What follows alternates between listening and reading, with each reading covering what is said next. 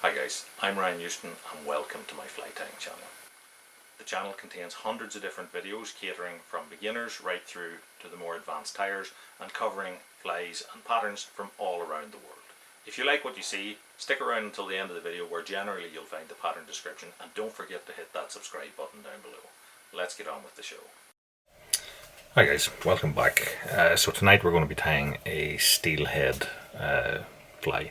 So this is one of the most famous of all steelhead patterns. I think it's one of the most famous or most successful commercial patterns as well, and this is the Hobo Spey.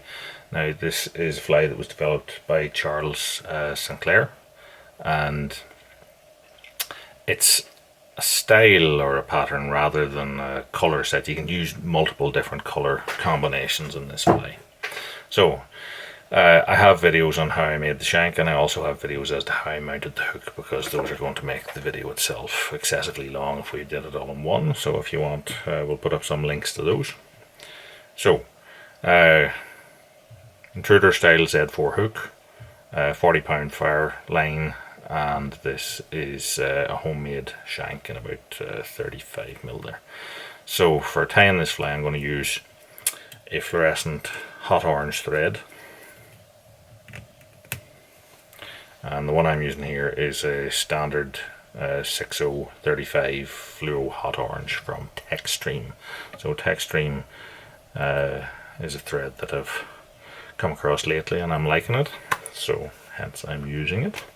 So what I want to do is put a sort of fuchsia type butt at the back. Now I'm going to tie this fly in a sort of magenta, and this is a dark navy sort of color, like a steel blue. So we're going to put a dubbing loop at the back here. So what you want to take is take out maybe to about 4 or 5 inches here with your tying thread, double it back, put it over your shank, and then tie back so that you get over those 2 legs of it. So we end up here with a loop that is going to accept our dubbing material. So what I'm going to do is I'm going to run a little bit of wax into that, and that'll just help the thing hold my material easier. So you can use a dubbing brush spinner or crook or whatever. There are various different types. Some work off weights, but I made myself one out of a coffee frother. So this is an electric one, and it just has a simple hook at this end. So I'm going to put that into my loop and let it hang while I get my dubbing material ready. So dubbing material, I'm using sort of like a synthetic mix that I created. So this is like a fuchsia color, but you can use any manner of different thing, like ice dubs, or you can use natural dubbins mixed with it. So what I'm going to do in here is I'm pulling this past itself so that the fibers are broken to the length that I want, which is about 3/4 of an inch, and that they're all roughly in line. So then what I'll do is I'll just split my loop open and slide this up into it, up towards the shank, and then just stretch it along the loop until it's covering maybe 2.5 inches or so here. So now, because it's an electric one, what I do is I just press my button, it'll spin. It has actually popped out of itself there, but it has created this dubbing loop for me. And then with each wrap I'm just folding back the materials there,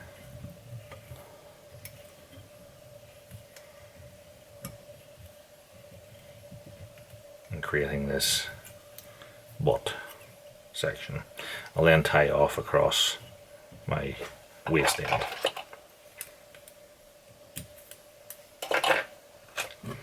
Then I want to take a brush and just roughen our brush out. That, if you want, you can pick it out with a dubbing needle.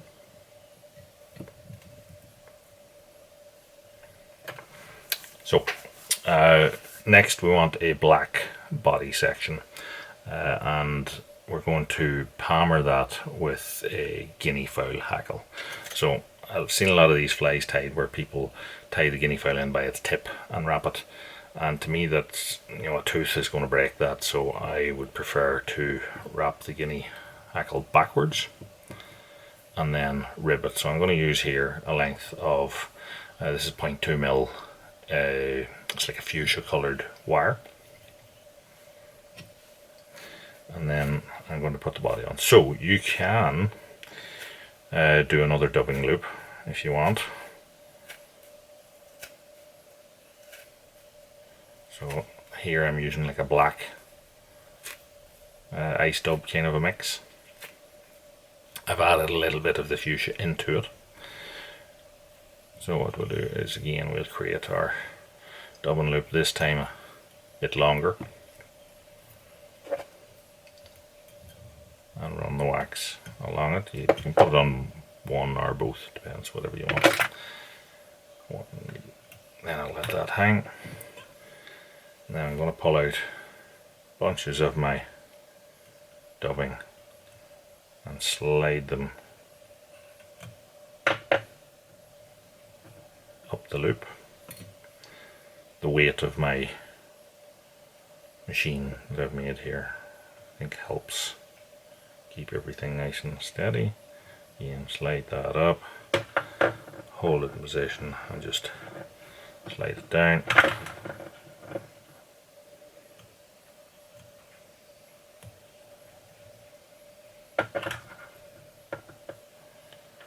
Tease it out, that makes a sort of an even kind of a brush.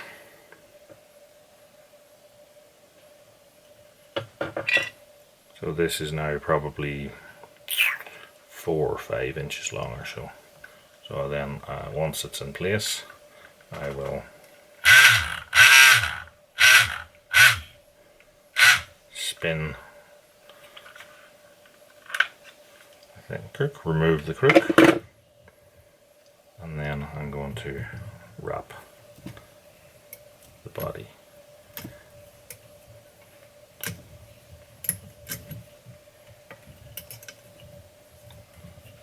With a dubbing brush, so we'll tie that off here. So you notice I've left quite a bit of room here because we're going to put on 2 marabou hackles as well up here. So I'll just trim that off.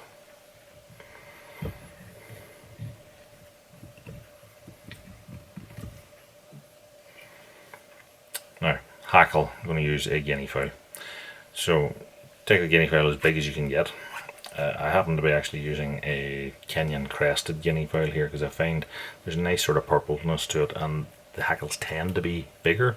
It's just not that commonly available, so just use standard guinea fowl and as big a feather as you can get. So I'm tying it in there by the base. I've stripped off the fluffy bits, and what I'll do is find the tip,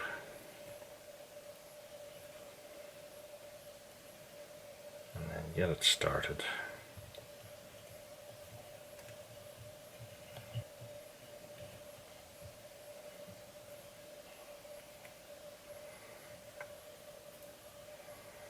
Sort of doubling the hackle here just by moving the fibres to one side. So once I'm happy, I will then wrap that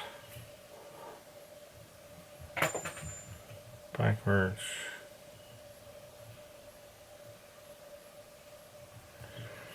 So the other advantage of wrapping backwards like this is that if you start at the back, you're never sure will your hackle actually reach to the front.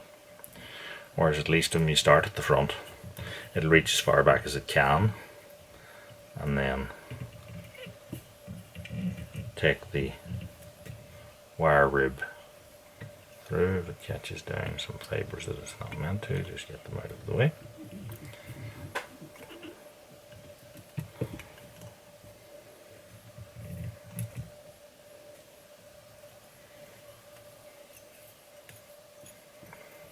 Once we get it tied in at the front there, then what we want to do is just helicopter off that wire.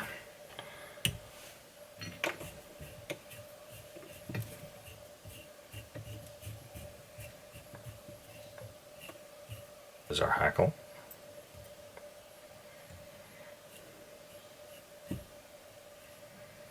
If you wanted to put on more support, you could actually add a second hackle in here just to give you more support for your marabou wings. I guess it depends on how big of a fly you're actually tying.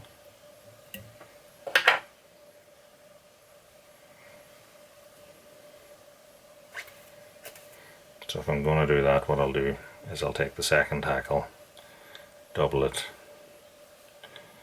and then tie it in by its tip, and fold it back and tie over it, and then put on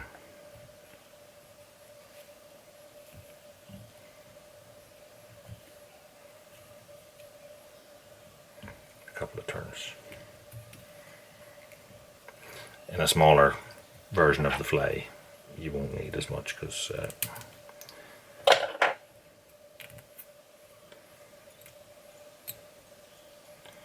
the hackles will travel further back. Okay, so that's the support or the body for it. Now we're going to wrap on our marabou. So we take our marabou feather and just these shorter bits here, I'm not interested in, so I'm just going to snap that tip out. Then I'm going to grab the last little bit and I'm going to tie it in on this gap that I've created between, so a little bit of stock.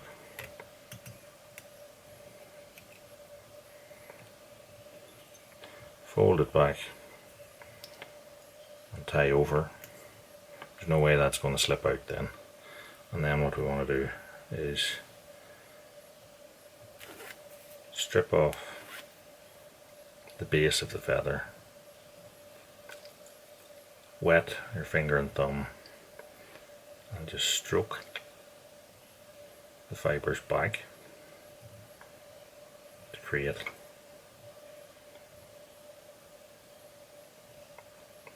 a more manageable hackle profile, and then wrap this.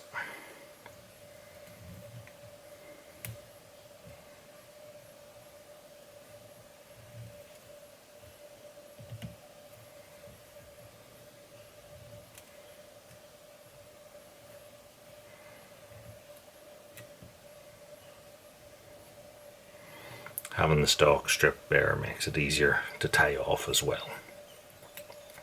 So I'm tying that stalk forwards, you can see here. Once it's secure, I'll just trim it. And then what we want to do is wrap some of this magenta or whatever color you'd call that hackle on the front. So again, I'm going to strip that off on the thick portion of the stem because you don't want to wrap that. Again, break out the tip, tie in across a little bit of stem and fold it back and tie over it by 2 or 3 turns. Again, wrap back or wet your fingers again, fold back the hackle,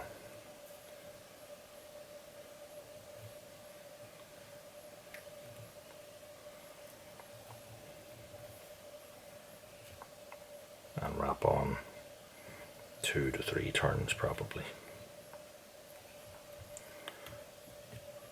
of that magenta hackle.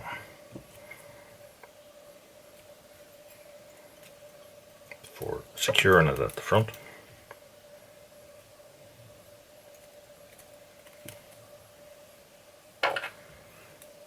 And trimming off the waist end.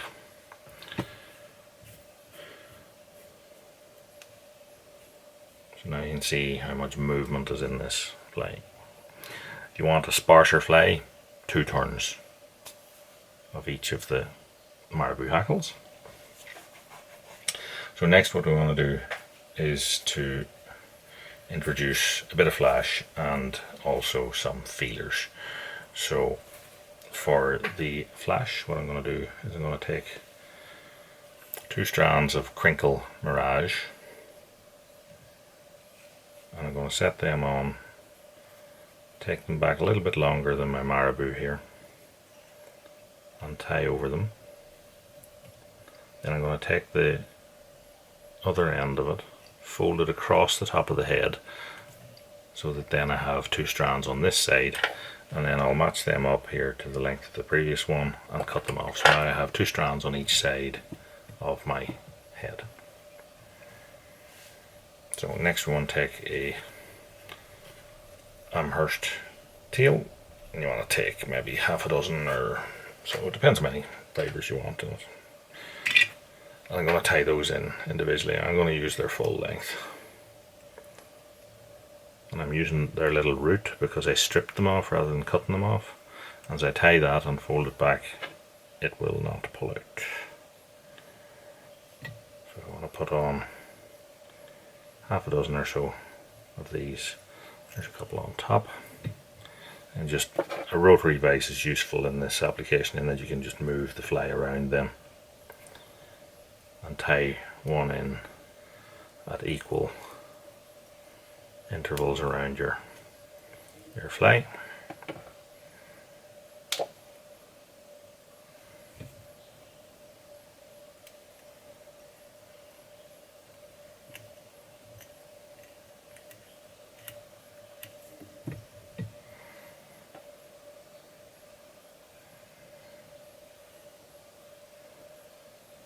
A little bit time consuming, but I think it gives a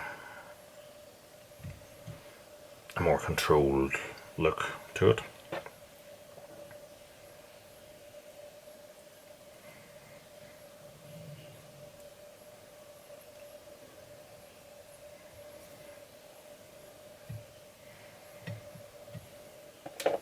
One more.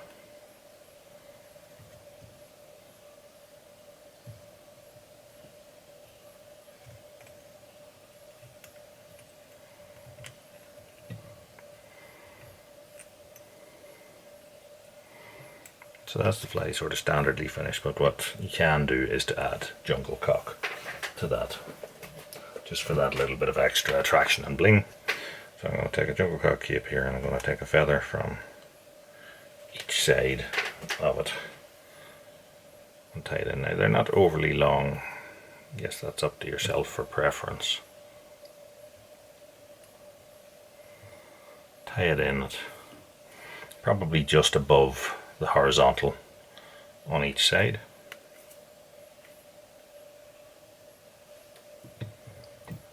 Use the rotary just to match them up for length. Once you're happy enough with length, hold it in position with your thumb and tie across those ends, and that is largely the tie done. I'm just going to fold this stalk back and tie over it again. There's no way that's going to pull out then, and then it's time to finish our fly. So we're going to create a head. So that's where the fluorescent orange thread comes in here, is just to create that extra trigger point at the front. So we're creating a nice head. And how I like to finish this then is, once I have my head shape largely made, I take super glue and run it down several inches of the thread, and then wrap backwards in roughly touching turns, and that creates like a bleb. It seals the top layer of thread to what's under it, and then I half hitch to finish. Use a whip tool, finish tool, whatever you want. And that is the hobo spey tied. What we need to do is varnish the head, so I will let the super glue dry, and then what I'll do is I put on a coat of this, which is Sally Hansen double duty top coat, or hard as nails, whatever you can get your hands on. So I would set that aside now to dry, and we'll introduce one that we tied earlier and have varnished.